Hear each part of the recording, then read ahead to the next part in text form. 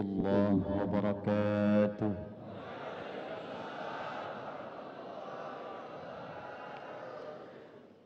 الحمد لله الذي أقسم بالصبح إذا تنفس، والصلاة والسلام على رسول الله سيدنا محمد الذي أبعد عن الوسوس، وعلى آله وصحبه وذريته وأمته إلى يوم الدين وما خلص بعد. فيا عباد الله، أوصي نفسي وإياكم بتقوى الله فقد فاز المتقون، فلا تموتن إلا وأنتم مسلمون. فقال تعالى: يا أيها الذين آمنوا اتقوا الله حق تقاته ولا تموتن إلا وأنتم مسلمون. Yang saya muliakan dan terima kasih imam kita yang telah mengimami kita dalam salat subuh tadi dan membacakan Quran surah ke-89 Al-Fajr penuh sampai ayat 30. Juga di rakaat kedua disambungkan dengan Quran surah ke-93 Ad-Duha penuh dibacakan, dan diakhiri kita dengan doa kunut baik untuk kita, keluarga, masyarakat, bangsa, dan juga saudara-saudari kita di Palestina. Semoga salat kita diterima oleh Allah Subhanahu wa Ta'ala. Kami hormati, kami muliakan para ulama, guru-guru kita yang menyertai keberkahan subuh ini di Masjid Al-Musabbihin. Semoga para guru kita baik di Medan juga di Sumatera Utara umumnya dijaga oleh Allah Subhanahu wa Ta'ala, diikhlaskan dalam berdakwah dan mampu membimbing umat menuju kebaikan. Terima kasih Al-Ustaz Zulfikar Hajar yang telah membersamai dan hadir subuh ini. Ustazul Arafah, semoga Allah ikhlaskan dan kuatkan zikirnya. Doa kami selanjutnya untuk DKM Masjid Al-Musabbihin, Pak Jamaluddin, Pak Mukhtar Pembina, Pak Agus, Pak Nasir, dan yang lainnya. Semoga Allah berikan istiqamah dalam merawat dan memakmurkan masjid ini, sehingga memberikan bekal-bekal terbaik yang dibanggakan saat kembali pulang menuju Allah Subhanahu wa Ta'ala. Yang penting bukan mewahnya, bukan banyak hadiahnya, bukan banyak jamaahnya, tapi yang penting keikhlasan kita dalam mengelola itu, sehingga melahirkan penilaian baik sampai kita kembali pada Allah Subhanahu wa Ta'ala. Hari ini kita juga berbahagia Pak Wali hadir membersamai kita. Terima kasih Mas Wali Muhammad Bobi Afif Nasution. Hadis Nabi menyampaikan akan sangat indah antara pemimpin dan rakyat itu bila saling mendoakan. Tusalluna alaihim wa yusalluna alaikum. Kita doakan mudah-mudahan Pak Wali diberikan kesehatan, hidayah dan bimbingan dari Allah Subhanahu wa Ta'ala, sehingga diringankan dalam mengemban amanah yang meringankan hisab di hari kiamat insyaallah. Semoga istiqomah berada di masjid insyaallah. Hadir bersama kita alhamdulillah Pak Ijek, Pak Haji Musa Rajeksa. Ayah beliau ini orang baik, banyak jejaknya di Sumatera Utara. Saya tidak berjumpa dalam hidupnya, tapi saya merasakan keberkahan pasca wafatnya. Saya baru tahu ternyata ada anak didik kami ahli Quran pun itu diperhatikan oleh beliau. Mudah-mudahan dan ada pesan yang sangat juga cukup baik yang ditinggalkan dari jejaknya. Pak Musa mudah-mudahan bisa meneruskan kebaikan-kebaikan ayahnya yang peduli dengan Sumatera Utara. Jemaah sekalian, mengapa kita harus menunaikan salat subuh? Mengapa di dalam Al-Quran dari 5 waktu salat hanya subuh yang diberikan 2 nama dan disebutkan langsung di dalam Al-Quran dengan sumpah? Dan mengapa dengan itu semua para sahabat Nabi sampai berebut untuk menunaikan salat subuh? dan berjamaah di masjid. Sehingga seorang sosok sepuh yang bahkan matanya sudah tidak bisa melihat, Abdullah bin Abi Ummi Maktum radhiyallahu ta'ala anhu, itu sangat ditekankan oleh Nabi ketika berkonsultasi meminta kelonggaran dalam menunaikan sholat subuh. Jadi beliau ini ahli masjid, jeda satu salat ke yang lainnya sering i'tikaf. Maghrib ke Isya ditunggu sehingga nanti saat pulang itu bisa telah sempurna menunaikan jamaah. Zuhur ke Asar ditunggu, tapi subuh tidak mudah karena matanya oleh Allah ditutup dari perbuatan maksiat. Ini sering saya tampilkan bahasa halus ini untuk mengarahkan pada diksi yang sering manusia katakan buta. Saya lebih melihatnya sebagai anugerah Allah yang matanya ditutup dari peluang maksiat sehingga ringan hisabnya di akhirat nanti. Anda bisa bayangkan jarak rumah ke masjid itu tidak terlampau dekat. Mata tak bisa melihat. Masjidnya jangan dibandingkan dengan al-musabbihin, jauh dari kemegahan. Tiang-tiangnya hanya pelepah kurma, atapnya itu daun-daun kurma yang kalau panas pasti kepanasan sampai ke dalam, kalau dingin pasti kedinginan, kalau hujan pun itu basah. Karena di antara hadis tentang Lailatul Qadar dalam Sahih Muslim itu, di antara tandanya Nabi melihat dalam mimpi ketika sujud, bangkit dari sujud dan salam, itu terlihat bekas-bekas bagian tanah di keningnya. Konsultasi pada Nabi SAW, ya Rasulullah, aliyya rukhsah, atau kama qala, ya Rasulullah, boleh enggak saya diberikan toleransi untuk sholat subuh aja? Bisa enggak saya tunaikan di rumah? Kondisinya punya over, mata sulit melihat, pendamping tidak dimiliki, jarak ke masjid juga tidak terlampau ideal. Boleh enggak diberikan keringanan saya sholat di rumah? Nabi tidak langsung membenarkan, tapi juga tidak melarang. Yang paling menarik adalah Nabi mengonfirmasikan dengan satu isyarat panggilan salat. Nabi menyampaikan, "Au kama qala atasma'ul adzan?" Engkau masih mendengar azan tidak? Maka beliau menjawab, "Bala ya Rasulullah, ya saya dengar." Dan ingat, azan itu panggilan konfirmasi iman yang langsung dibuka di Al-Quran itu dengan kata iman dan menggunakan adatul hasri, huruf pembatas innama. Quran surah ke-8 ayat kedua. Innamal mu'minuna alladzina idza dzukirallahu wajilat qulubuhum. Orang beriman itu gampang kata Allah mengukurnya. Ciri pertamanya, kalau kita ingin mengetes dan melihat apakah kita masih punya iman, kata Allah, coba dengarkan ketika disebutkan nama Allah, diperdengarkan di telinga kita. Dalam bahasa Arab telinga itu disebut udhun, jamaknya disebut azan. Jadi azan itu bukan sekedar panggilan untuk sholat, tapi azan itu sekaligus diperdengarkan di telinga kita untuk mengonfirmasi apakah dalam perpindahan waktu setiap hari itu, lihat desainnya, setiap perpindahan waktu dalam sehari, subuh baru bangun tidur, pindah ke siang, pindah ke sore, menjelang malam, sampai menjelang tidur, diperdengarkan di telinga kita apakah masih ada getaran iman tidak dalam jiwa kita. Maka ketika disebutkan nama Allah, idza dzukirallahu, kalau diperdengarkan disebutkan nama Allah, Allahu Akbar, Allahu Akbar, itu otomatis kalau imannya ada, getaran itu muncul. Dan itu beda, tidak sama getarannya dengan getaran cinta misalnya.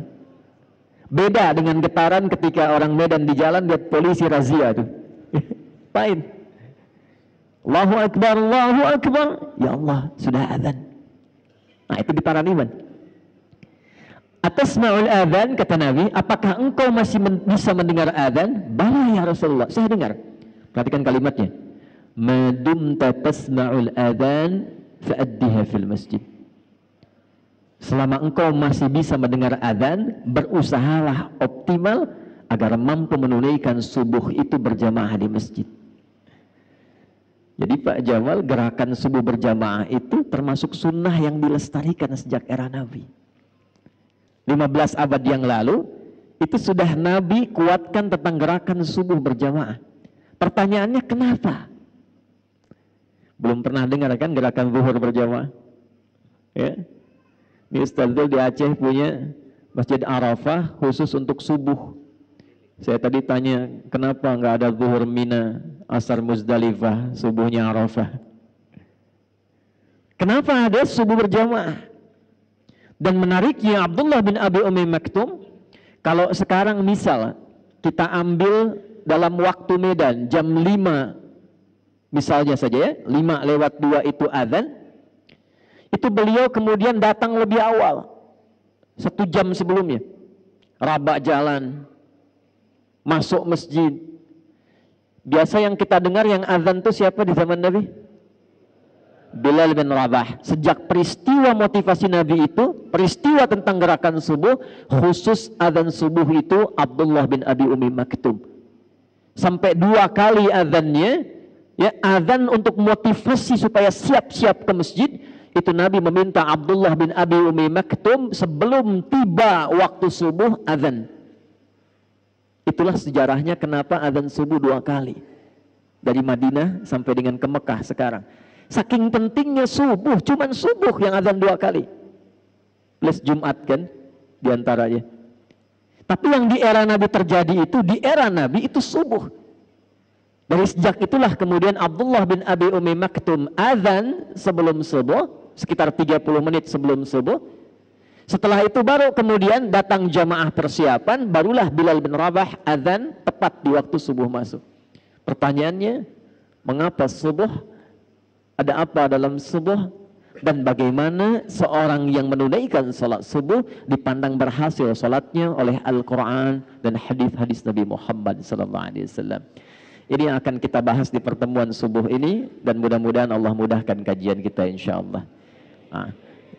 Jadi yang tadi mukaddimah ya, sekarang kita masuk isinya. Bismillahirrahmanirrahim. Semua ibadah yang kita tunaikan, baik itu salat, zakat, puasa, umrah dan haji, di dalam Islam menariknya itu semuanya ada maknanya. Bukan bacaan biasa, bukan gerakan biasa, dan bukan nama biasa.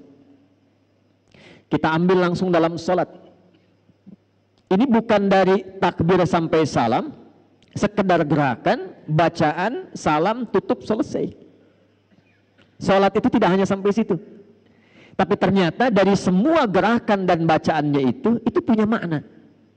Dan dengan makna inilah Nabi bimbing sahabat-sahabat utama sampai mereka jadi orang hebat di zamannya, di semua profesinya.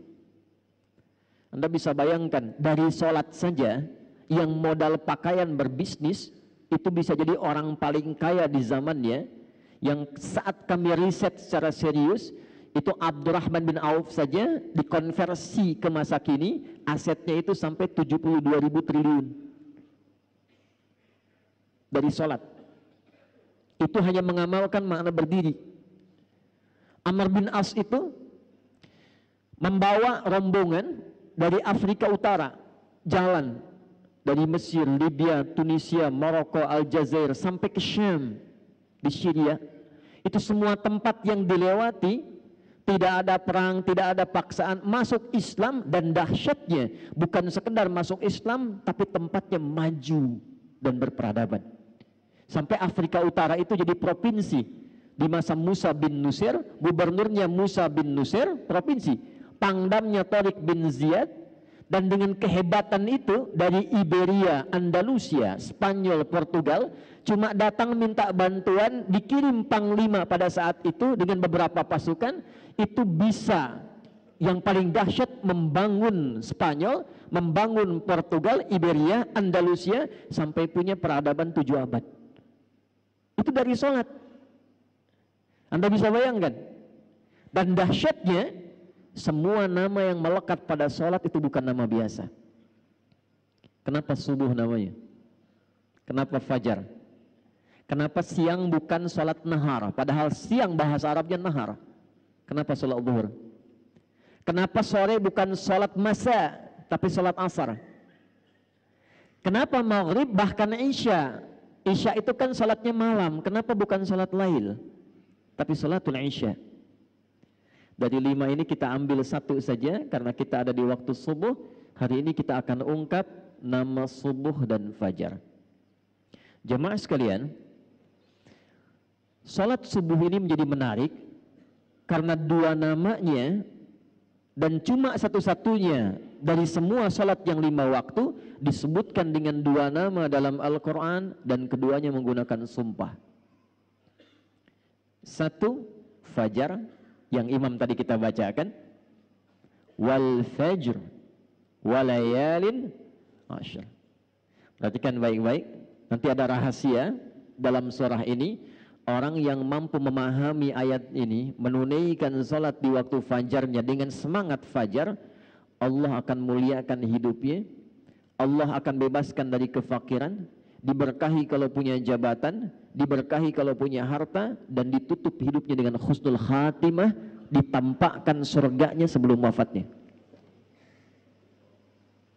2, di Quran surah ke-81 At-Takwir di ayat ke-18. Was-subhi idza tanaffas. Orang yang mampu memahami ayat ini, Allah akan jadikan semua aktivitasnya tertata, terukur, ringan dan sukses saat dilakukan. Ini yang menyebabkan Nabi langsung komen tentang subuh. Dan ingat, kalau Nabi sudah komen, umatnya tinggal like and subscribe. Jangan komen lagi ya.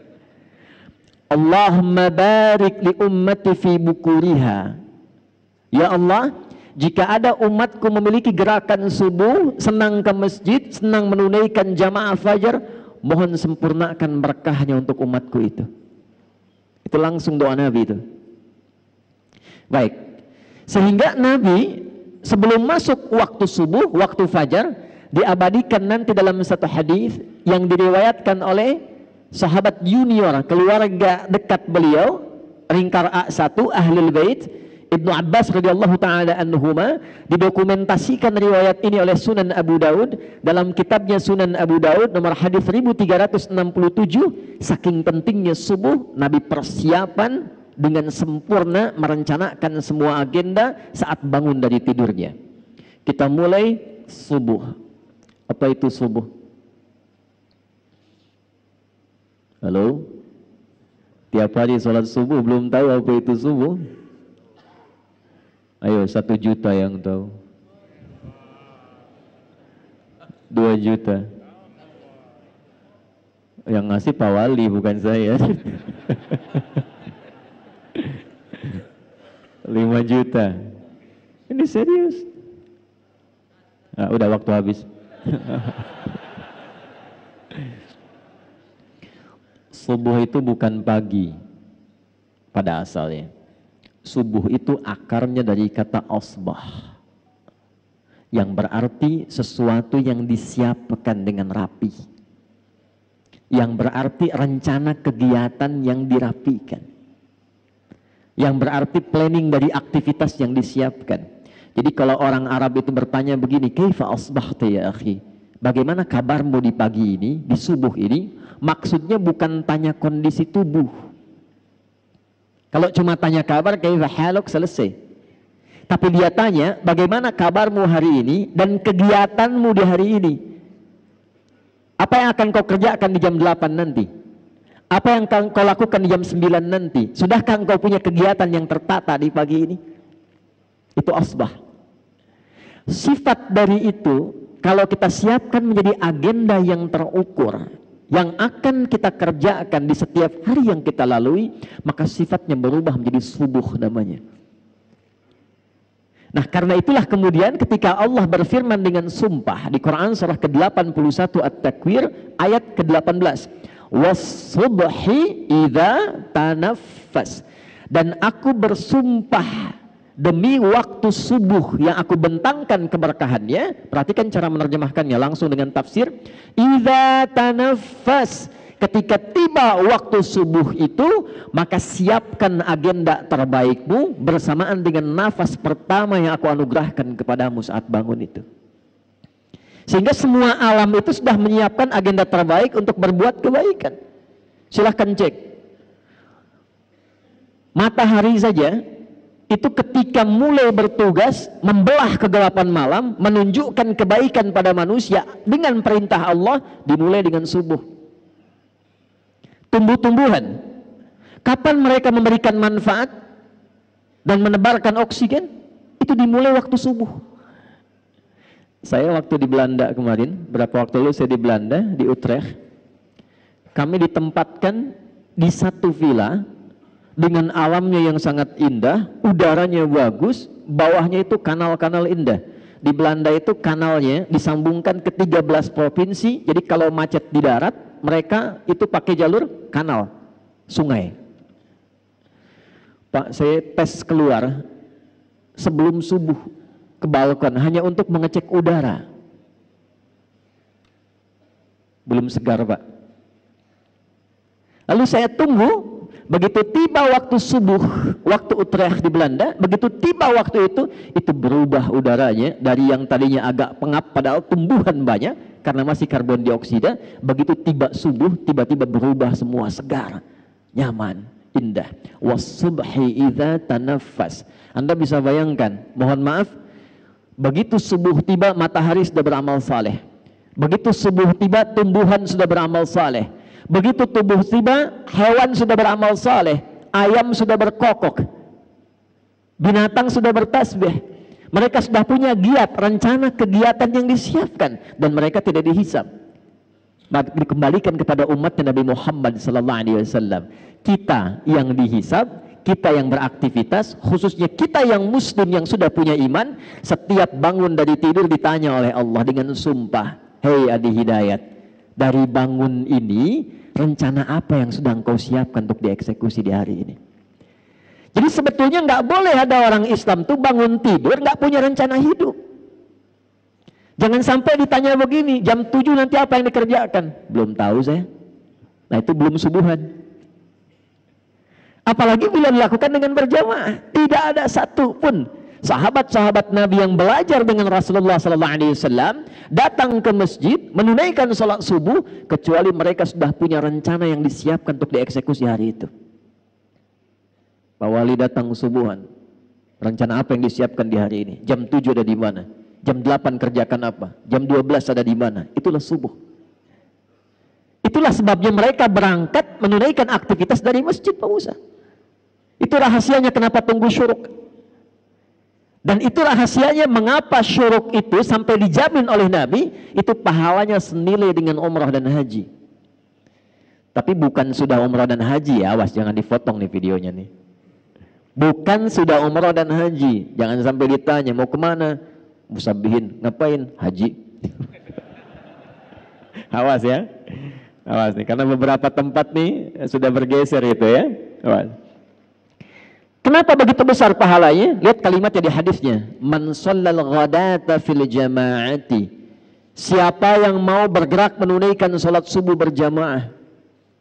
Thumma yaqudu yadhkurullah. Lalu dia setelah subuh itu duduk berzikir kepada Allah. Nanti kita lihat rahasia zikir itu apa. Dia duduk berzikir kepada Allah.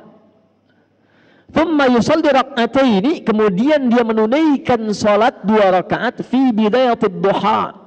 Saat tiba awal duha. Awal duha itu matahari naik melewati tempat terbitnya masyrik, lalu dia bergeser. Pergeserannya disebut isyraq. Sifatnya disebut syuruk. Karena itu syuruk itu adalah awal duha. Duha itu punya 3 waktu. Awal duha, pertengahan duha, akhir duha. Dan rakaatnya bisa berbeda. Awal duha itu kata Nabi cukup 2 rakaat. Dia jangan terlampau soleh. Boleh, lebih dari itu boleh.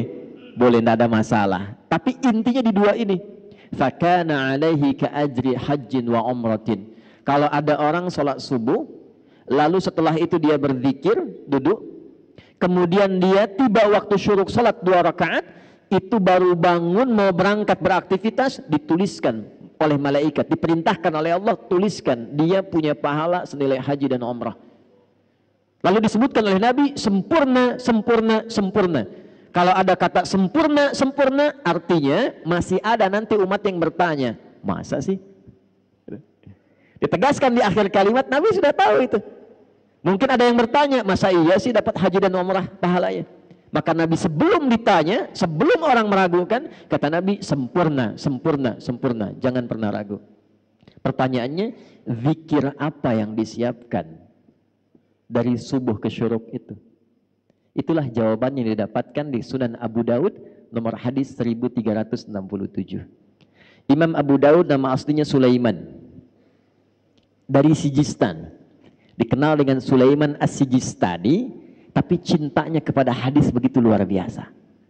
Sampai hafal banyak hadis, lisannya begitu lunak membacakan hadis, bukan hanya sanad, matan, tapi statusnya. Jadi kalau ditanya, ya Imam, ini hadis apa? Ini statusnya begini, ini sahih, ini dhaif, yang ini mungkar, yang ini matruk, ini maudhu, ini statusnya begini. Saking ringannya lisannya menyebutkan hadis, para ulama komen. Di antara yang komen itu Al-Imam Ibnul Qayyim Al-Jauziyah, jika ada Nabi Daud mudah melunakkan besi dengan tangannya, maka ini Abu Daud ringan melunakkan hadis dengan lisannya. Jadi bukan sekedar kunyah untuk keturunan Abu Daud ini, tapi juga memberikan kesan begitu cinta, senang kepada hadis, diberikan anugerah oleh Allah ringan dalam menilai dan menyebutkan hadis. Di antara sekian hadis yang beliau dokumentasikan dalam kitabnya Sunan, nanti satu saat kita belajar detail ya, mungkin bagi para da'i, imam dan khatib, kenapa kitab hadis dibagi 4 nanti, ada mu'jam, ada sunan, ada musnad nanti ya, saya ulangi ya, ada 1 jami', 2 sunan, 3 mu'jam, 4 musnad. Yang ini sunan. Kitab sunan itu kitab hadis yang disusun berdasar urutan fikih kegiatan ritual kita. Cepat, nomor hadis 1367 diriwayatkan langsung oleh keponakan Nabi SAW, anaknya paman beliau. Nabi punya paman, salah satunya Abbas radhiyallahu taala anhu, beda usia dengan Rasulullah itu kurang lebih 3 tahun.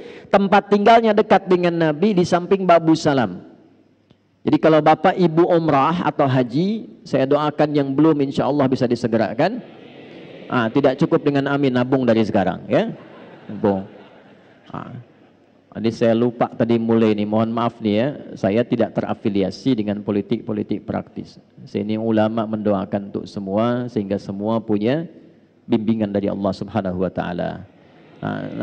Cuma masalahnya sekarang saya kadang kesulitan memilih kata termasuk saat di luar negeri. Saya mohon ya, ini kalau kita nanti mendapat kata, niatkan untuk ibadah, tidak untuk yang lain. Jadi aminnya amin spiritualis, bukan amin politis.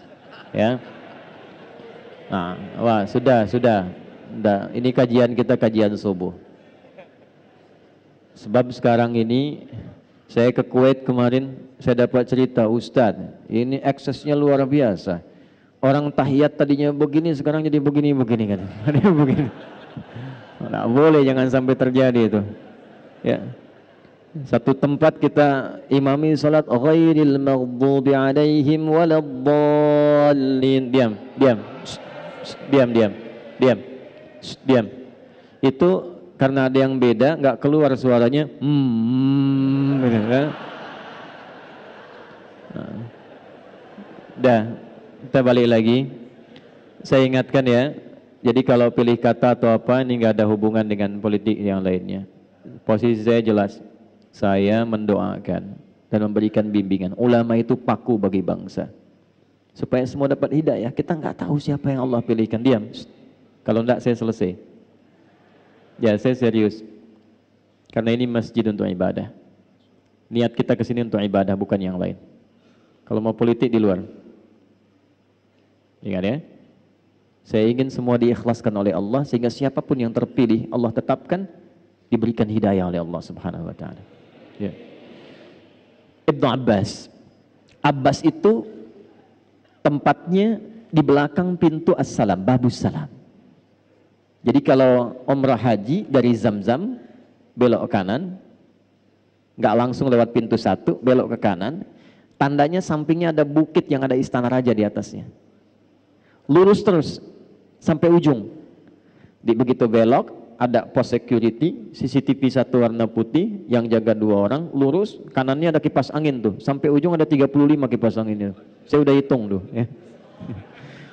Sebelah kiri persis turun ke bawah itulah pintu Babus Salam. Itu rumah kediamannya Abbas. Di sampingnya ada pintu Babun Nabi, namanya Gate Nabi. Itu rumah kediamannya Sayyidah Maimunah, di antara istri Nabi sallallahu alaihi wasallam, dan bibinya juga Abdullah bin Abbas. Abbas punya 2 orang putra, satu Fudail yang sulung, yang bungsu namanya Abdullah bin Abbas. Nah, Abdullah kecil ini disiapkan oleh pamannya Nabi Abbas ini untuk khusus belajar dari Nabi. Investasi. Kenapa? Karena Abbas ini pengusaha, Pak, pedagang. Kegiatannya sibuk. Tapi maaf, sesibuk-sibuknya itu akhir pekan atau waktu luang masih bisa ngaji dengan Nabi. Sehingga saat Nabi meninggal, itu beliau sudah hafal 200 hadis. Kalau Quran gampang, hadis tak mudah. 200 hadis. Tapi beliau berpikir, mesti ada yang dibanggakan di keluarga saya, karena nanti di akhirat, di antara satu anggota keluarga itu, ada yang diperintahkan oleh Allah untuk memberikan syafaat kepada orang tua dan keluarganya. Itu yang harus Anda siapkan. Jadi kalau bangga dunia, biasa, masuk alam kubur almarhum. Tapi di akhirat nanti, itu abadi sifatnya. Ada anak-anak tertentu yang disiapkan oleh orang tuanya, itu langsung menggandeng bapak ibunya, keluarga di belakangnya, dan diperkenankan oleh Allah masuklah ke dalam surga lewat tamannya yang indah sampai naik ke tingkat tertinggi. Itu ada di Quran surah 13 Ar-Ra'd ayat 23 sampai 24. Jannatu 'adni yadkhulunaha wa man salaha min abaihim wa azwajihim wa dzurriyyatihim wal malaikatu yadkhuluna 'alaihim min kulli bab salamun 'alaikum bima sabartum fa ni'ma uqbaddar. Paham? Tidak. Jannatu 'adni yadkhulunaha. Nanti di hari kiamat kata Allah, ada orang-orang yang aku mintakan cepat masuk surga. Jangan sibuk saat hisab, cepat masuk surga. Padahal suasana hisab itu begitu mencegangkan, sampai orang-orang itu berusaha minta syafaat, gelisah, gemuruh. Tapi ada satu keluarga besar yang kata Allah langsung masuk surga. Yang hebatnya, surga kan 8 pintu, 8 tingkatan. Itu diminta masuk lewat tengah-tengah, di tempat yang paling indah tamannya, lalu diperintahkan gandeng bapak ibumu yang soleh itu, yang telah menyiapkan engkau menjadi pemimpin keluargamu pada saat ini. Wa dzurriyyatihim, gandeng keluargamu di belakang, pasanganmu, keluargamu. Perhatikan kalimatnya. Begitu dia mulai masuk, diperintahkan malaikat oleh Allah, malaikat semua berdiri di setiap depan pintu surga yang dijaga dan ucapkan selamat kepada keluarga besar ini. Maka malaikat masuk dan berdiri di setiap pintu surga. Wal malaikatu yadkhuluna 'alaihim min kulli bab. Salamun 'alaikum bima sabaratum. Ucapan selamatnya, selamat keluarga besar karena Anda telah sabar meniti jalan ke sini saat di dunia. Sabar.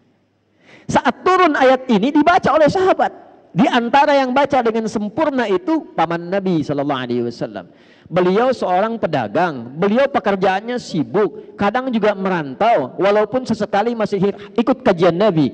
Tapi kalau saya boleh cuma hafal 200, anak saya mesti lebih dari saya. Bapaknya nggak hafal Quran, anaknya mesti hafal.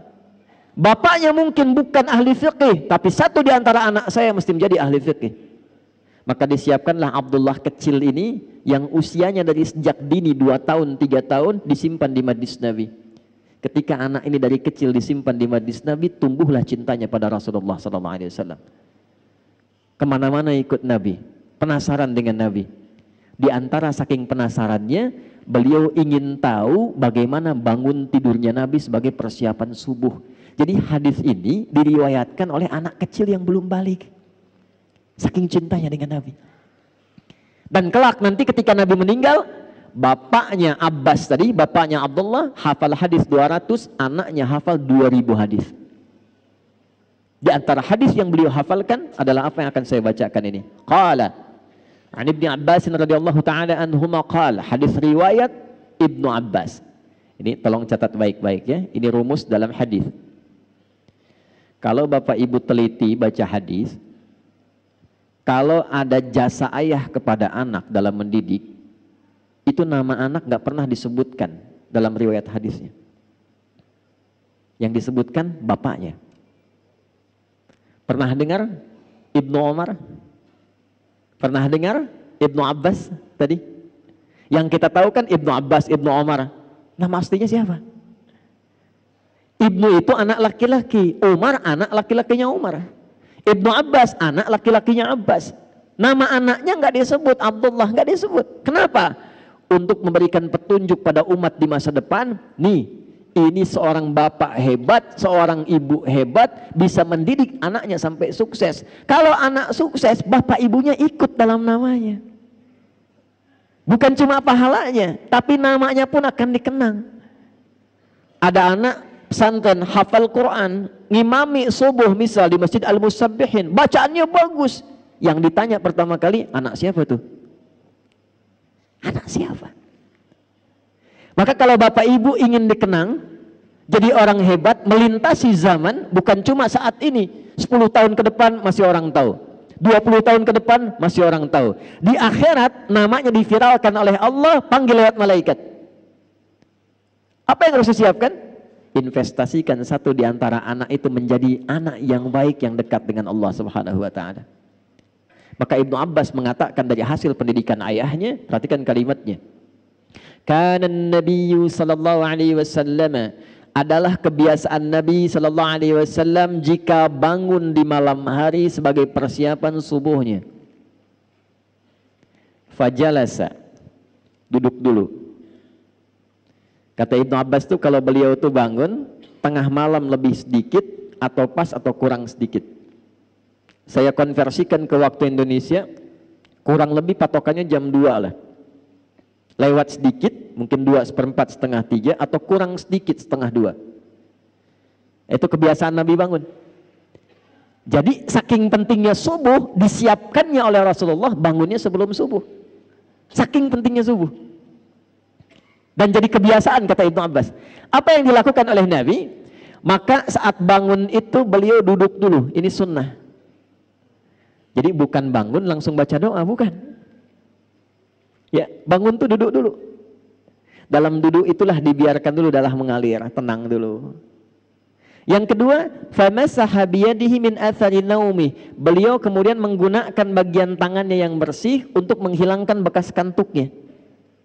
Hilangkan dulu ngantuknya. Ya, jadi bukan bangun tidur langsung baca doa, tidak. Doa itu bagusnya dibacakan dalam keadaan sadar dan khusyuk. Bangun jam 2, ngantuk masih ada. Alhamdulillah tadi.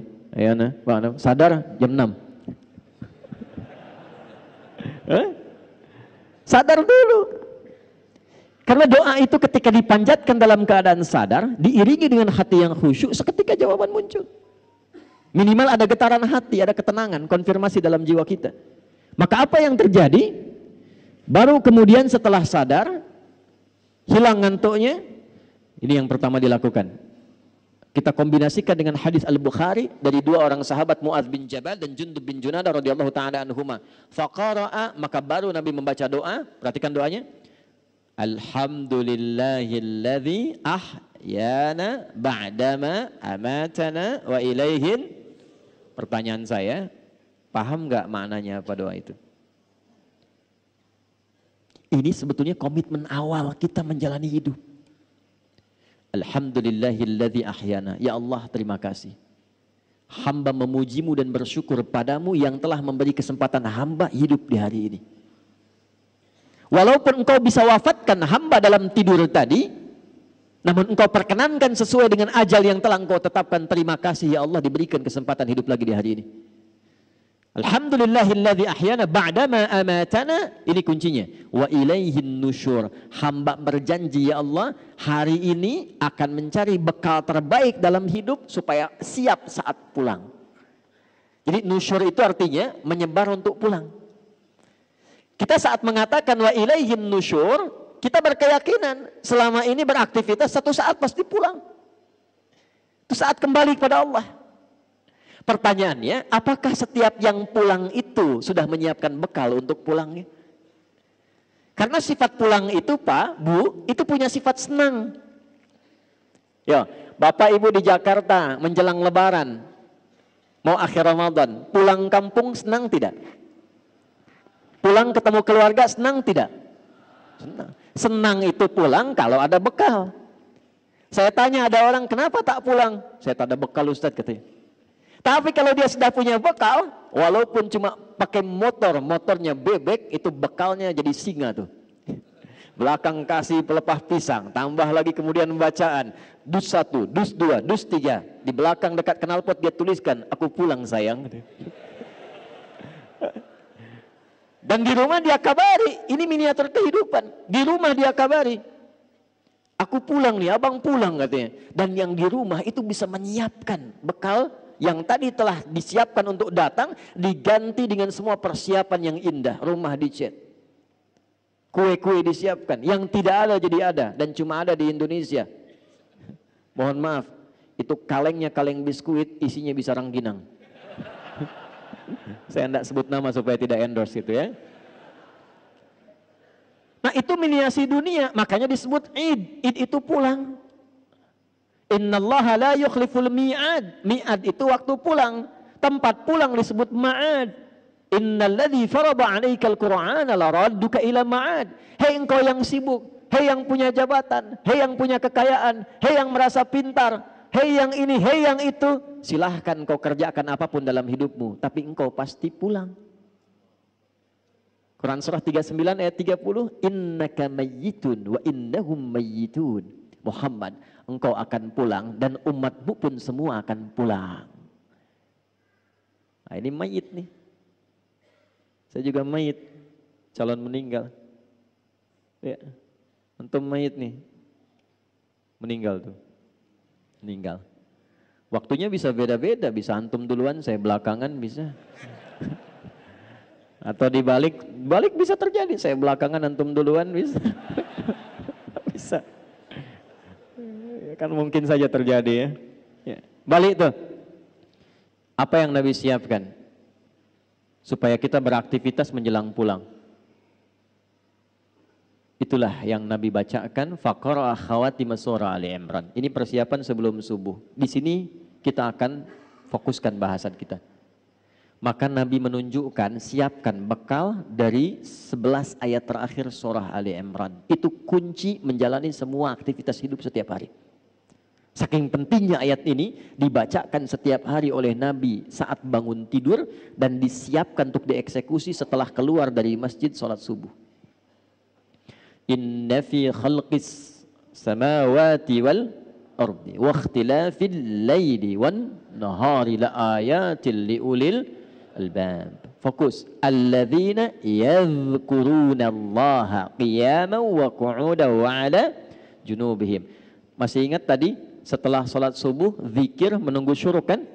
Dijawab di ayat ini, alladzina yadhkuruna Allaha qiyaman wa qu'udan wa ala junubihim wa yatafakkaruna fi khalqis samawati wal ard rabbana ma khalaqta hadza batila subhanaka faqina adzabannar. Belum selesai. Rabbana innaka man tudkhilin nar faqad akhzaita wa ma lidh-dhalimin min ansar. Belum selesai. Rabbana innana sami'na munadiyan yunadi lil imani an aminu bi rabbikum fa'amanna. Rabbana faghfir lana dhunubana wa kaffir 'anna sayyi'atina wa tawaffana ma'al abrar. Rabbana wa atina ma wa'adtana 'ala rusulika wa la tukhzina yaumal qiyamah innaka la tukhliful mi'ad. Sampai sini saja, sampai pulang.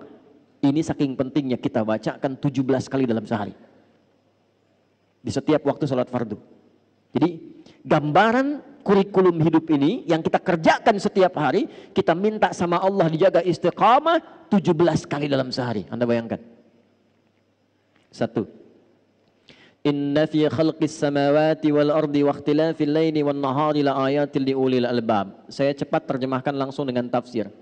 orang cerdas itu, orang pintar itu, orang yang paham esensi sesuatu, dia tidak akan hanya menikmati hidup, menatap langit dan menjalani kehidupan di bumi saja. Lihat langit indah, jalan-jalan, nikmati aktivitas di bumi, tidak. Orang cerdas, orang pintar yang tahu inti kehidupan itu, inti sesuatu, itu disebut lub namanya. Tahu kelapa? Ini Pak Wali itu, Pak Ijek, Pak Bobi, kemarin saya makan satu tempat di sini ada kelapa, tapi kelapanya Thailand. Kenapa nggak ada kelapa Medan? Ya, saya makan di Medan, kelapanya kelapa dari Thailand. Nanti ada hadis Nabi di ujung saya ingatkan tentang kondisi masa depan yang perkembangan teknologi semakin cepat. Supaya nggak lompat-lompat saya urutkan dulu. Kelapa itu ada kulitnya nggak luarnya? Serabut ya. Setelah ketemu serabut ketemu apa? Batok kelapa. Setelah ketemu batok ketemu apa? Ada dagingnya ya. Nah, lalu air, kalau kita lihat kelapa di dalamnya itu kan ada daging halus tuh ya. Itu yang paling enak kan? Itulah lub namanya. Inti sesuatu, inti kelapanya, lub. Jamaknya disebut albab. Ada orang yang kalau disebutkan sesuatu paham, oh ini intinya. Arahnya ke sini. Itu ulul albab. Tapi ada orang yang dijelaskan sekali belum paham. 2 kali baru paham, daging kelapa. 2 orang disebutkan, yang satu paham, yang satu 3 kali belum paham-paham, batok kelapa. Disebutkan sesuatu diarahkan, berjam-jam diberi arahan, nggak mau paham, serabut itu namanya. Dan biasanya yang sering kejebak dengan serabut kelapa itu monyet. Coba lihat monyet tuh, sering kejebak dengan serabut kelapa. Jadi bedanya hewan dengan manusia, manusia itu didesain oleh Allah inti otaknya itu dan inti hatinya untuk cerdas dan pintar. Tidak ada manusia bodoh. Cuma di lagu. Ada band yang bandnya sudah nggak ada. Nggak ada manusia bodoh. Semua manusia diciptakan Allah pintar. Nah, tingkat tertinggi yang pintar itu disebut oleh Al-Quran dengan ulul albab. Siapa ulul albab ini? Tingkat tertingginya yang paham tugas dia dalam menunaikan kehidupan di bumi untuk pulang ke akhirat. Jadi kalau cuma mengumpulkan harta, berangkat gelap, pulang gelap, harta banyak, akhir pekan liburan, tunjukkan, bikin status, maaf, itu belum ulul albab, itu baru batok kelapa. Karena jahiliyah pun banyak begitu. Kalau cuma berebut, untuk dapat kedudukan, berebut sampai naik tingkat tertinggi, bangga dengan itu, pasang baligo besar-besar, hanya untuk mendapat kedudukan, bukan untuk menggunakannya pada yang baik, itu baru batok kelapa. Karena jahiliyah itu banyak mengerjakan demikian. Ketika Al-Quran turun dan ingin merubah orang-orang Islam jadi orang pintar, orang bermanfaat, orang berbahagia, orang sukses, maka turun ayat. Orang pintar itu orang yang paham esensi kehidupan, untuk apa dia ada di dunia dan bagaimana dia cara pulang meninggalkan dunia. Maka apa yang dia lakukan?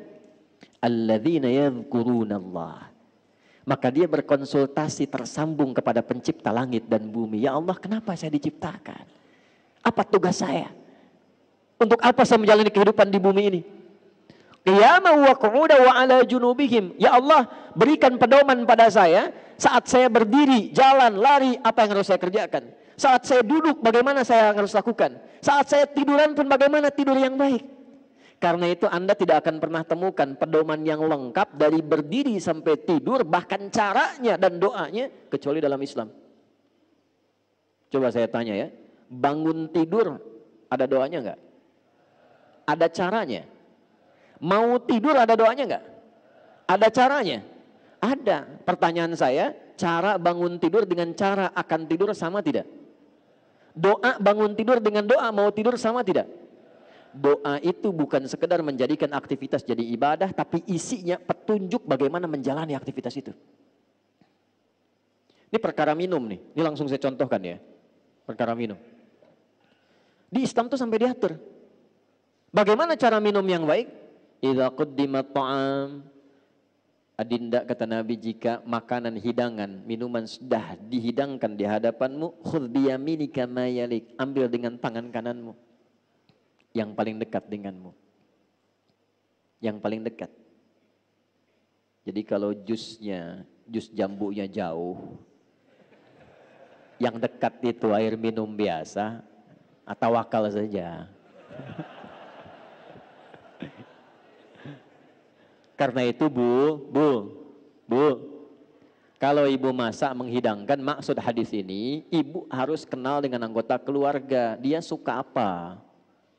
Kalau dia suka ayam, dekatkan dengan ayam. Kalau dia suka ikan, dekatkan dengan ikan. Jangan dia suka ayam, di depan dikasih jengkol. Sehingga jauh dia ngambil ayam.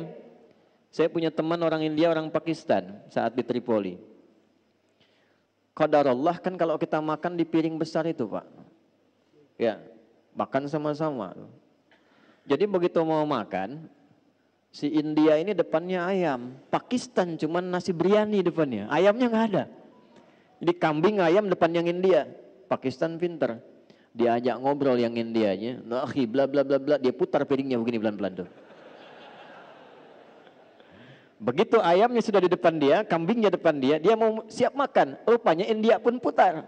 India pintar. Dia bilang sama kawannya Pakistan, ya akhi, udid dunya ila qurratiha.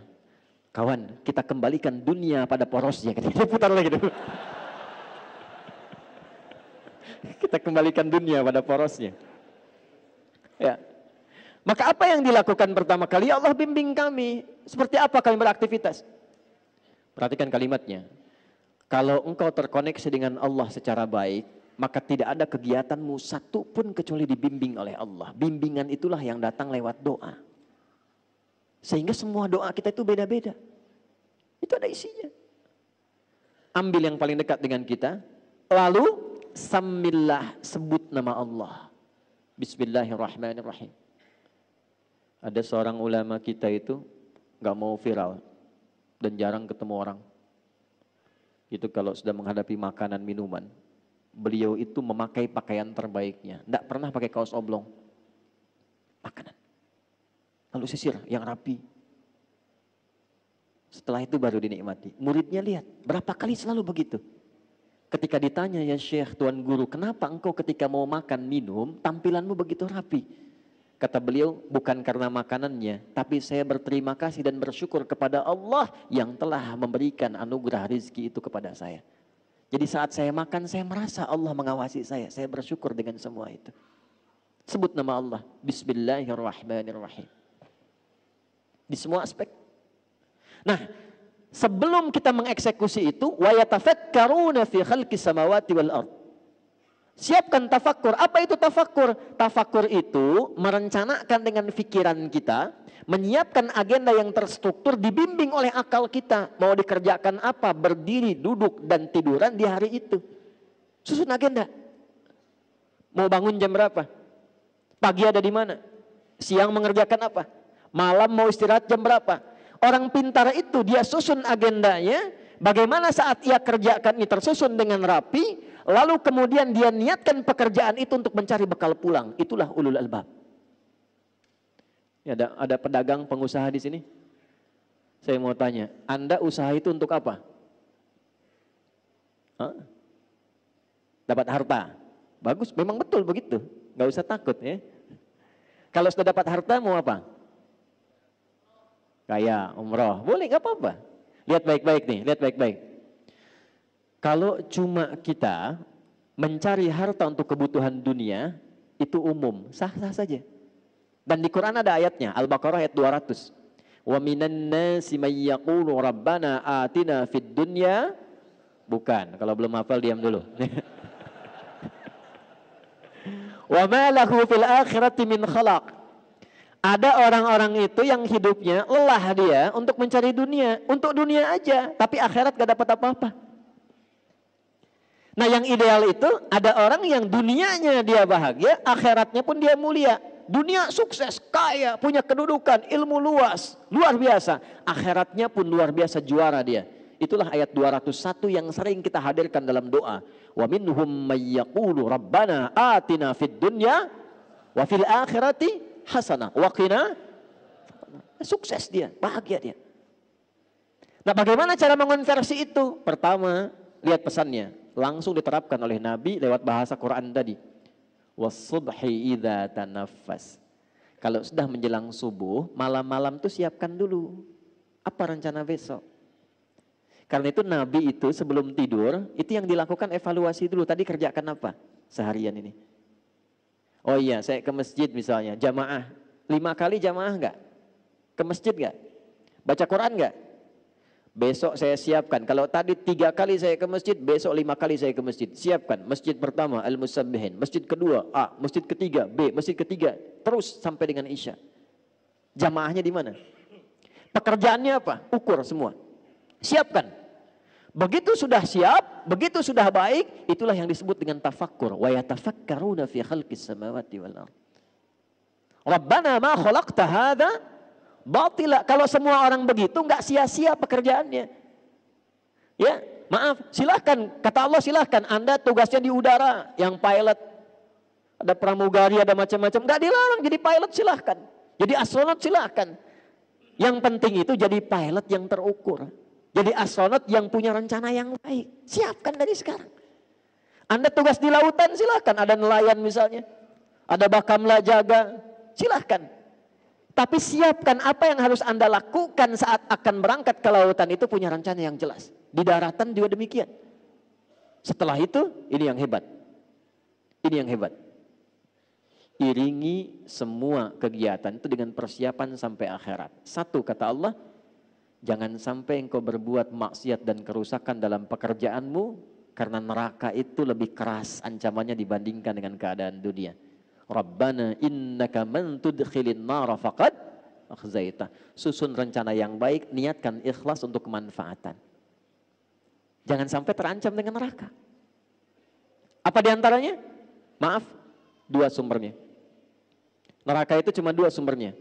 1 fahsya, 2 mungkar. Fahsya, keburukan yang diingkari oleh hati, sumbernya syahwat farj. Zina, selingkuh, LGBT, pornografi, porno aksi, kata-kata jorok, kotor, itu fahsya. Mungkar, keburukan yang diingkari oleh hati, sumbernya nafsu perut dan akal. Maaf, korupsi, saling berselisih, bikin hoax, saling mencela, saling menjatuhkan, merampok, membunuh, itu mungkar. Saya mau tanya pada Bapak Ibu sekalian, amalan apa yang oleh Allah disiapkan untuk membuat seseorang terjauh dari fahsya dan mungkar?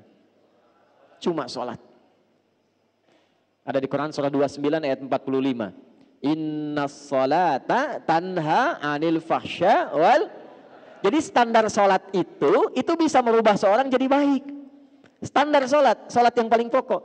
Jadi kalau orang sholat pasti baik. Pak Bobi bikin proyek misalnya revitalisasi nih di Medan. Saya pengen revitalisasi sehingga taman jadi bagus. Tiba-tiba datang pengusaha, Pak, kalau Pak Wali bisa memberikan arahan ke kami, fee-nya 20 miliar Pak. Maka karena Pak Bobi sudah sholat subuh di Masjid Al-Musabbihin, beliau jawab, maaf ya, jari saya ini jadi tahiyat, tidak akan pernah dipakai maksiat. Wah, itu. Tapi setan tidak nyerah Pak. Datang lagi dia. Pak Bobi, naik Pak, fee-nya 200 miliar. Maka Pak Bobi diam langsung lihat, sebentar, saya istikharah dulu. Enggak ada istikharah dalam maksiat. Enggak ada istikharah. Nah, karena sholat itu otomatis kalau orang sudah sholat pasti jadi baik. Sholat itu sifatnya taat, lawan taat maksiat. Tak ada orang sholat itu bermaksiat, tak ada. Ya. Orang jahiliyah itu dirubah menjadi khairul ummah itu dengan sholat. Itu standar, artinya standar biasa. Subuh itu standarnya lewat dari situ. Melebihi standar. Kalau orang sholat subuh bukan cuman baik. Tidak cukup dia jadi orang baik. Kalau ingin merubah sesuatu berkemajuan, jadi hebat, mencerahkan, jadi maju, jadi sukses, harus punya rencana.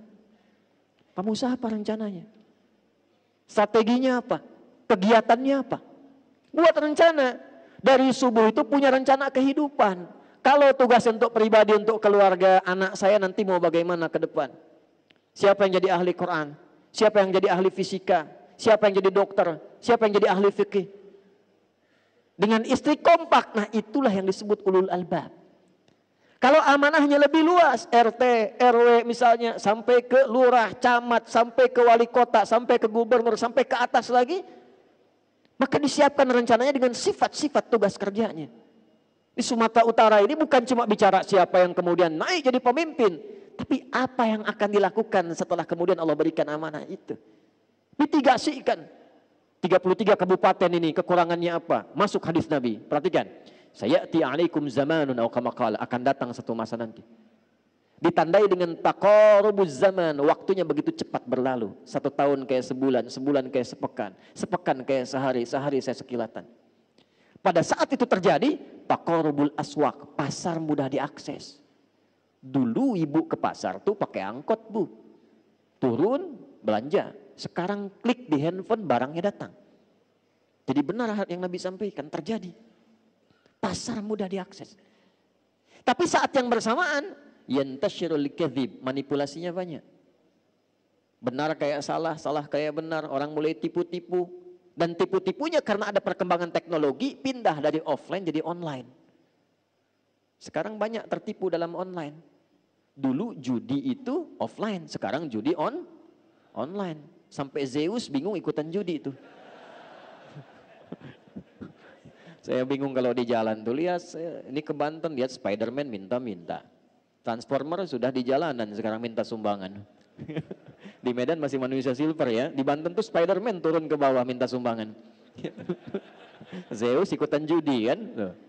Memang dunia ini sudah kacau sekarang. Tantasyirul fitan, ya fitnahnya makin banyak. Jadi kalau kena fitnah biasa saja. Memang kata Nabi fitnahnya makin banyak, berarti nabinya benar. Syukur itu. Cuman yang mesti dilakukan apa? Sambut hadis Nabi itu. Saya ceramah ke beberapa institusi di daerah itu. Nabi bilang akan ada masa perkembangan teknologi. Sekarang kita sudah punya aplikasi. Kenapa nggak bikin aplikasi di 33 tempat itu sesuai dengan lokalnya? Kita sekarang gerakan glokalisasi. Medan, Mas. Bikin aplikasi untuk Medan, warga Medan. Mitigasikan. UMKM orang Medan masukkan ke situ. Kemudian setelah dimasukkan, sinergikan ASN-nya. Nggak perlu pakai yang tinggi-tinggi dari luar. Tukang ojek sini, masukkan ojek aplikasi, tapi untuk yang lokal Medan saja. Hidup di situ semua. Deli Serdang bikin sendiri. Yang ada di Medan, tukang beras masukkan di situ. Tukang durian ya sudah banyak di situ. Tukang ini, tukang itu. Jadi kalau butuh A, klik si fulan jualan beras, belinya dari beras di situ. Si fulan jualan baju, belinya yang baju di situ. Kalau tidak ada di situ, baru keluar. Hidup lingkarannya di situ. Sambungkan dengan masjid, yang mau zakat, mau infak, titik poinnya di masjid. Ojeknya online, onlinenya yang lokal yang dipakai. Jadi bukan menghidupkan yang sudah besar, yang di dalam hidup. Kami Pak Musa, Mas Bobi, di Bekasi itu kita punya program ojek soleh namanya. Boleh ditiru Pak, masjid Pak, porosnya. Ojek soleh itu opang ojek pangkalan, kita kasih aplikasi sambungkan ke jamaah. Itu mereka meeting pointnya di masjid pakai fingerprint Pak, kayak ngantor. Saya pernah coba masukkan fingerprint, PPO, coba silahkan coba lagi. Oh saya enggak bisa. Hanya ojek aja yang bisa masuk. 5 waktu. Nanti ketika 5 waktu itu konsisten, diukur dengan absen, langsung akhir bulan tidak usah pusing dengan sembako. Disiapkan sembako untuk mereka.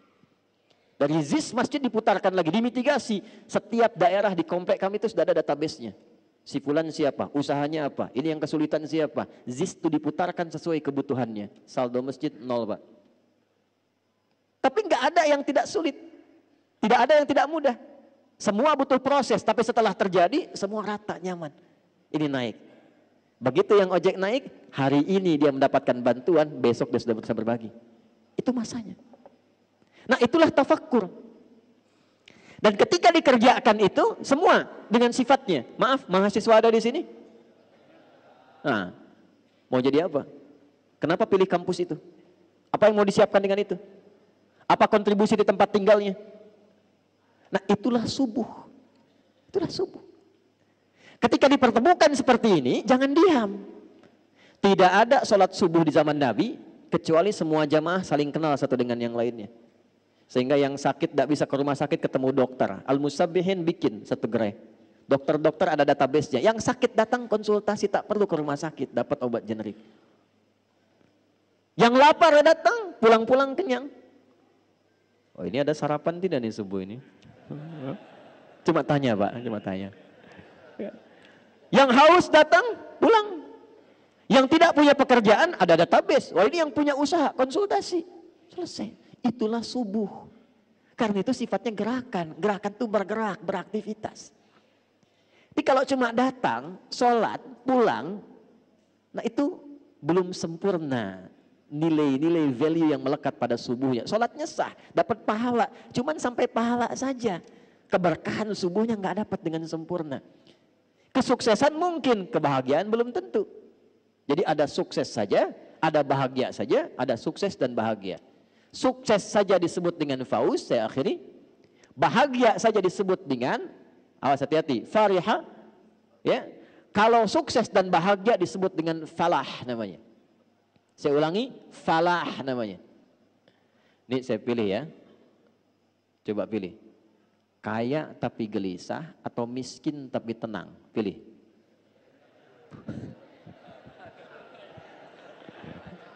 Kaya tapi nah, ya sudahlah, terlihat mukanya begitu.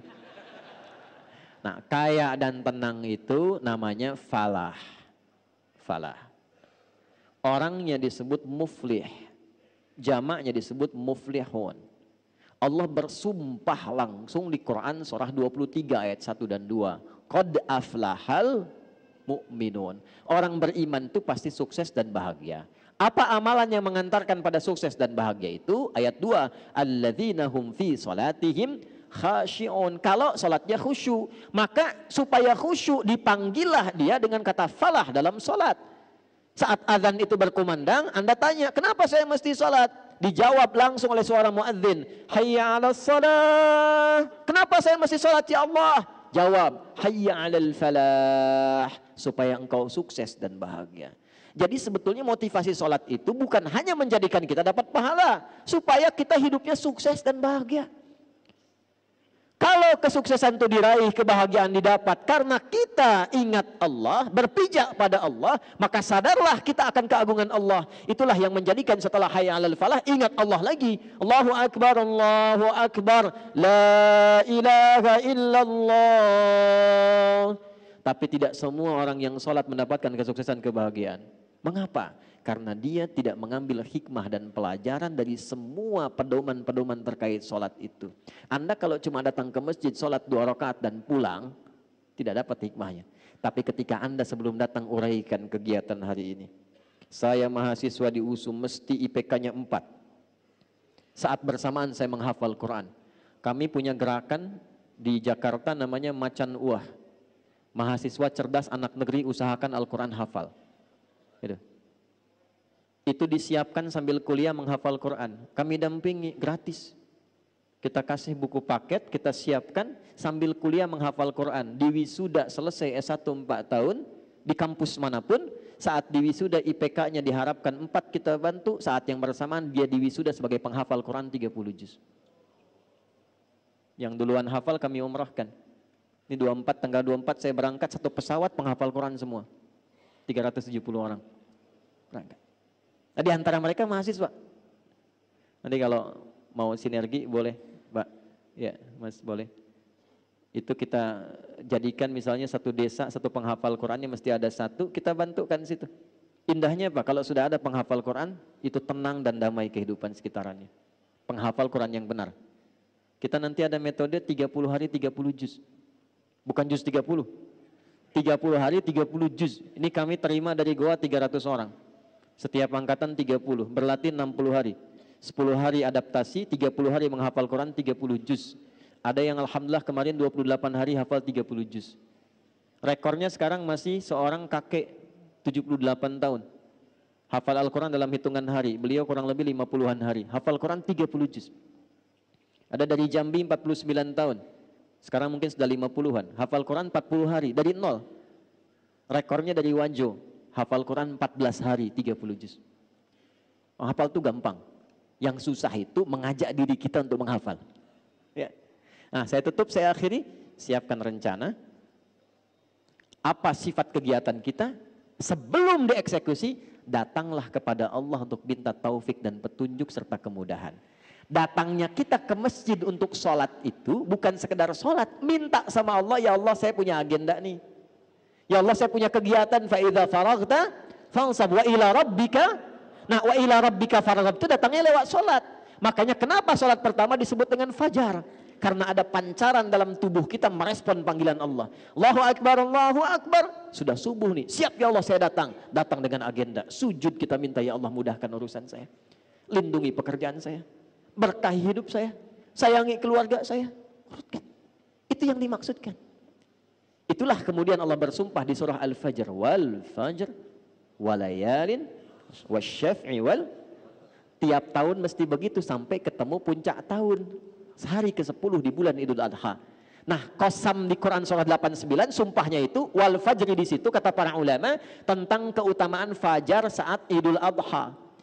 Tapi maksudnya berlatih setiap tahun supaya setiap pagi itu begitu aktivitasnya setiap tahun sampai ketemu Idul Adha, sampai ketemu Idul Adha.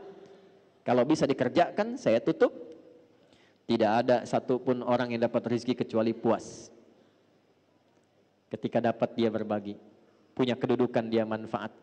Lalu Allah siapkan di akhir kehidupannya cara pulang yang baik.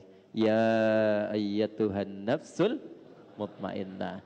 Karena dia punya agenda, dia punya arah, hidupnya tenang, maka meninggalnya pun dalam keadaan tenang. Hei jiwa yang sudah tenang, siap-siap pulang.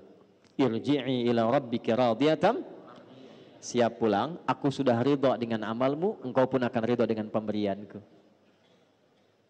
Sudah siap pulang? Oh, belum ya. Baik. Ada satu penjaga masjid di Pasar Rebo di Jakarta, tapi di daerah, bukan di kotanya. Tugasnya marbot masjid aja. Tapi dia tahu fikih marbot, belajar dari Bilal. Dinikmati kerjanya, Pak. Nanti ada belajar ya, ada belajar. Saya entah mengapa beliau ini saking ikhlasnya datang orang Qatar. Qatar Pak, lampu merah sonoan dikit tuh.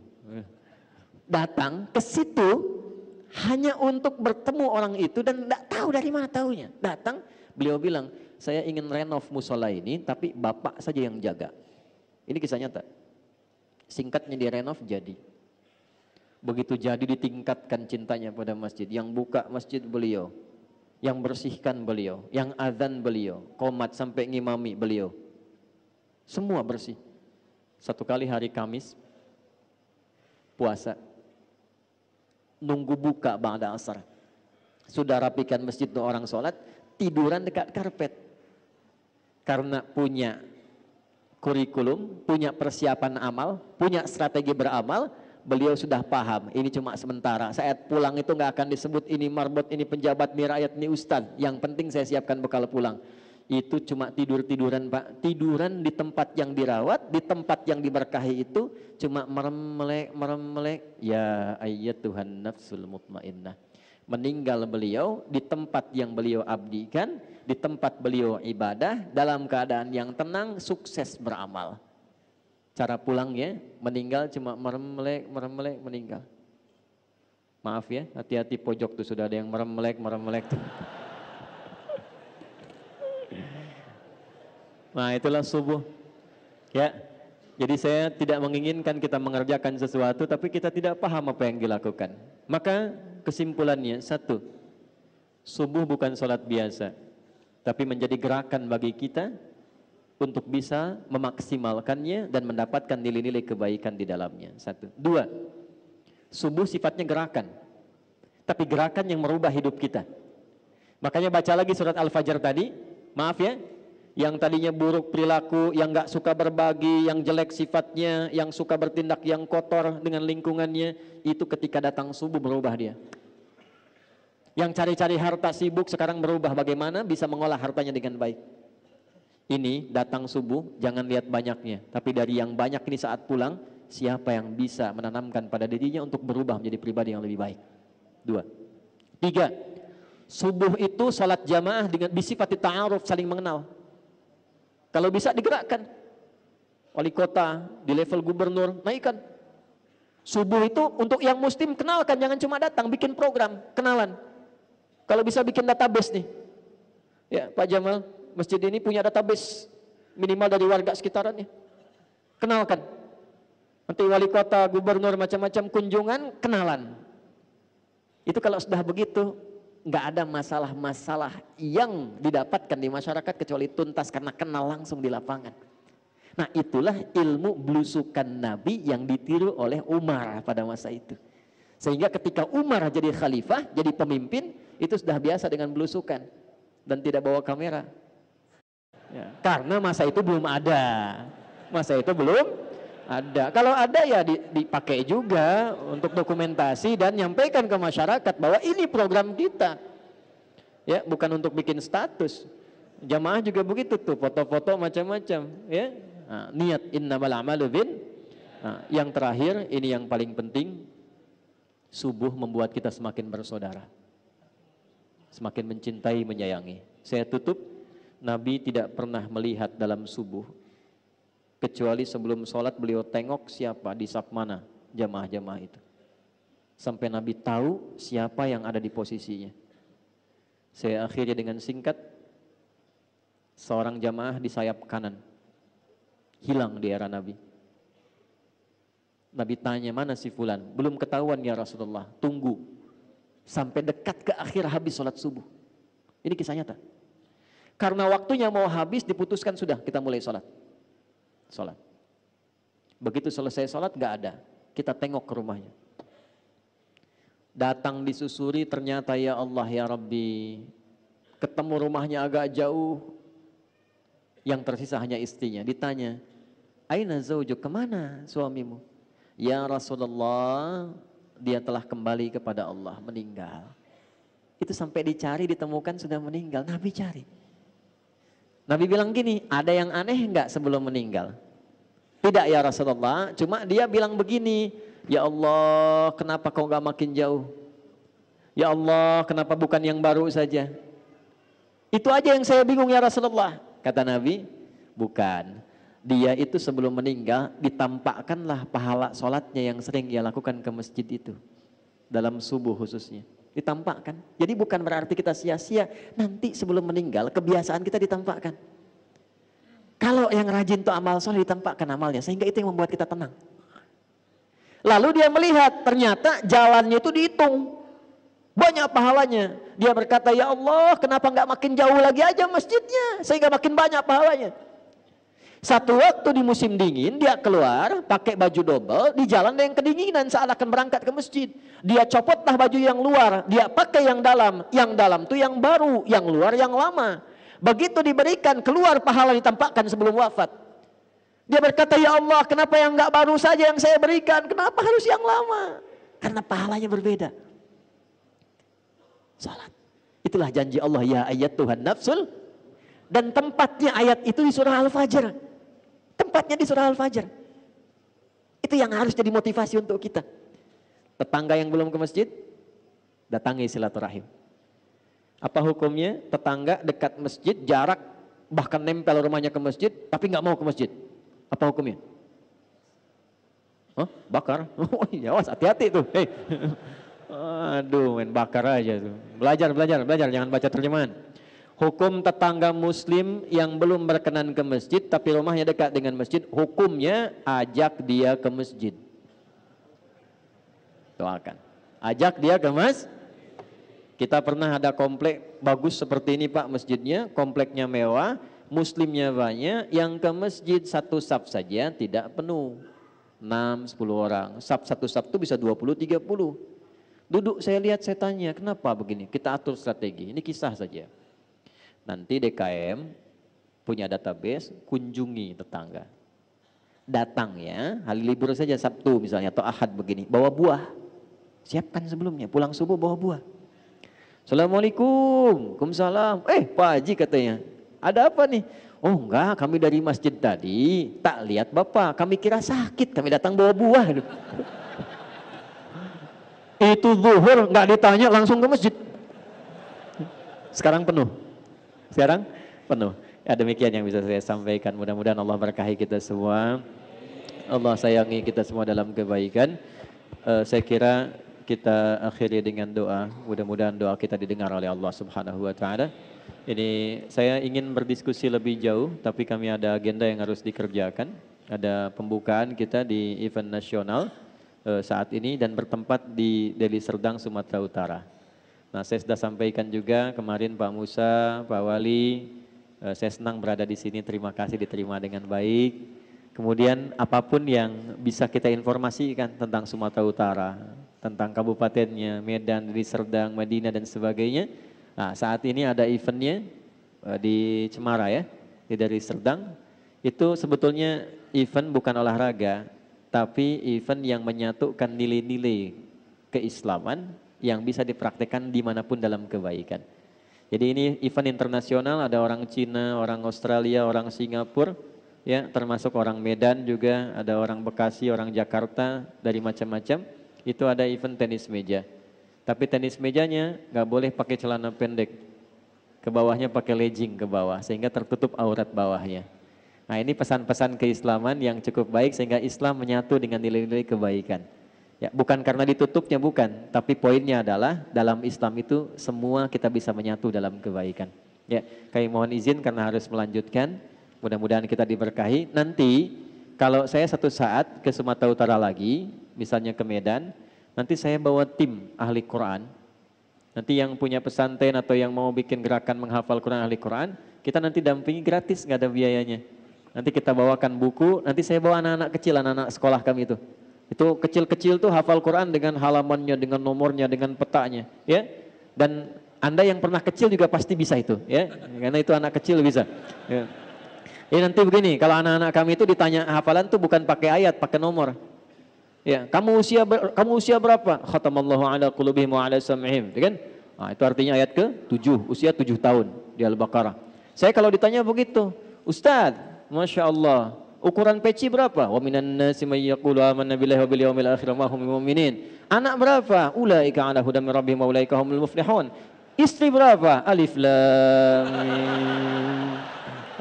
Apakah ada rencana poligami? Shadaqallahul azim. Nah, ada begitulah. Ya. Allahumma taqabbal minna innaka antas sami'ul alim wa tub 'alaina innaka antat tawwabur rahim.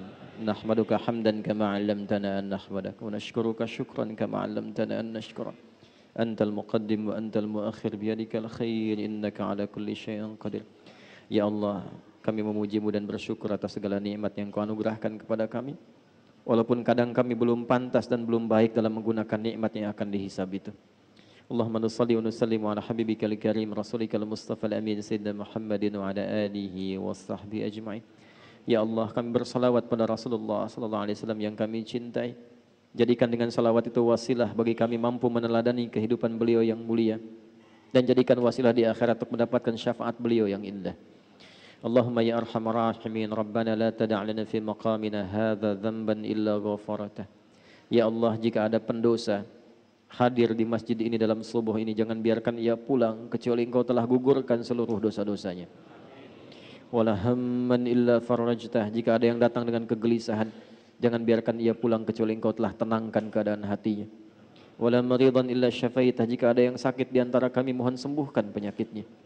Wala asiran illa yassartah, ya Allah, mungkin di antara jamaah ada yang datang membawa kesulitan, maka mohon ya Allah dengan keikhlasan amalnya datang, hilangkan dan angkat seluruh kesulitannya.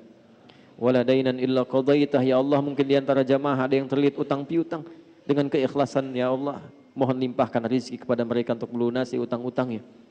Allahumma wala hajata min hawaijid dunya wal akhirati fiha laka ridhan wa fiha lana salah illa qadaitaha ya arhamar rahim. Ya Allah, di antara jamaah mungkin ada hajat yang tersembunyi, dengan keikhlasannya ia beramal, mohon kabulkan hajatnya selama baik dunia dan akhiratnya. Allahumma alif baina qulubina, Allahumma ij'al jam'ana hadza jam'an marhuma wa tafarruqana min ba'dihi tafarruqan ma'suma waj'alna minal musabbihin al-muttaqin al-muslimin as-salihin. Ya Allah, satukan hati kami dalam kebaikan.